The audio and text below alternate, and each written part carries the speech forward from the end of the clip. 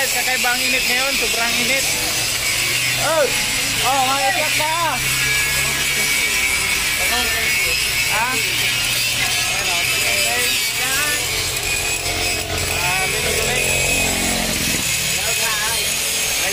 Hello guys. So ayan po.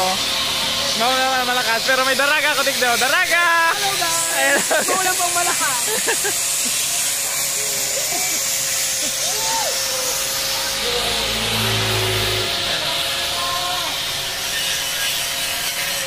Pag natapos na yan.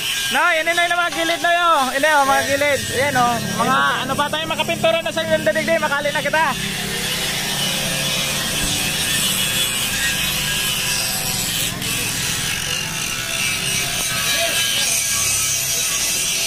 So ayan guys, it's 12:32 ay 12:32 10:32, so sobrang kainitan guys. So grabing init talaga guys. So pagka hinawakan mo yan, talagang ang init.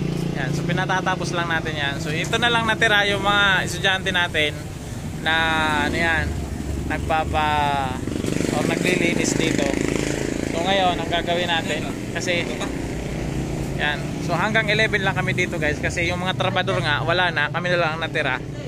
Yan. So yan no, sobrang init. So mainit yung ano, mainit ang bakal.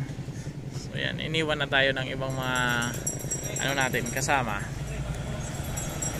So yan talaga din natin kasi talaga ano yan na talagang may mga paligtas na mga tao. Yan. Yung iba, kailangan pangit talaga yung iba. Kailangan talagang ano, pintor nito. Talagang thorough cleaning. Ano? Kasi ang pangit. So, minsan nakakadismaya na yan na o ano. So yan, basta. Yun na. Pagka hindi nasusunod yung plano mo na talagang kasi ang gusto ko sana is dapat mag-clean muna siya bago ano, pinturahan talaga kasi ang pangit pagka hindi nag-grind, hindi nalilinisan, pangit ang ano, pagka makinis maganda. So yan.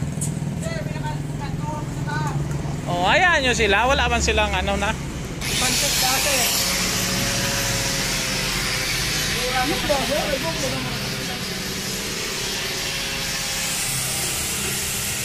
So ayan guys, pinaralis ko na sila kasi sobrang init talaga, hindi kaya, grabing init.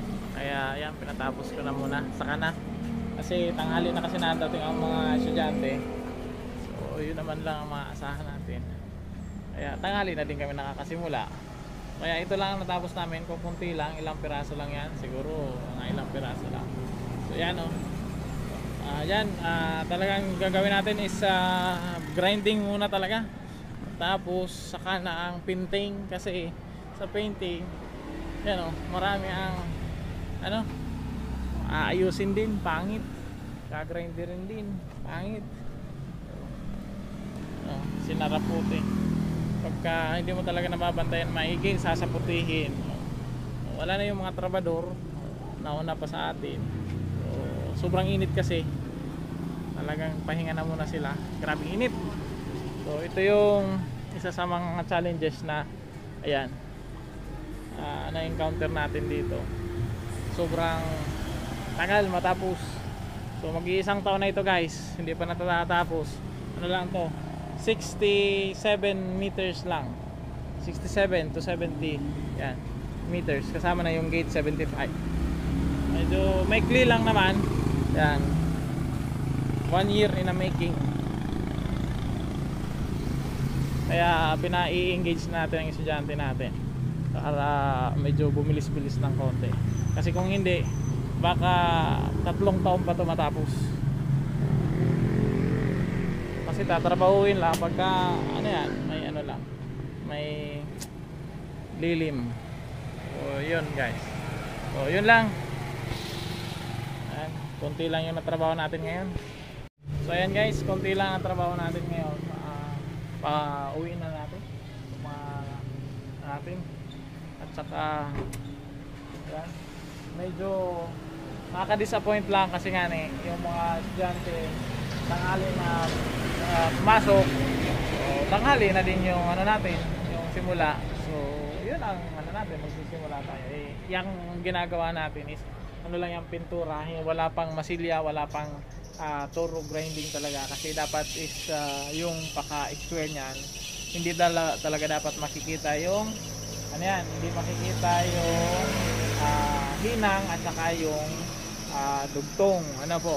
So ayan ay ang gagawa na niyan is yung mga utility natin. Yung estudyante naman natin is ang pinagagawa ko lang is para hindi dumami yung kalawang, hindi kumapal yung kalawang kasi ito nga kasi sobrang tagal na nito ang kapal na ng kalawang kaya yan ilang piraso lang ang natapos namin na sabi ko wag aabante na hindi na tatanggal talaga yung kalawang kasi makapal talaga guys yung kalawang kasi matagal na nga so yun lang. Bukas naman bukas kasi may event kami so parang siguro sa susunod na activity na naman ayan harap day lang kaya yun lang, bye.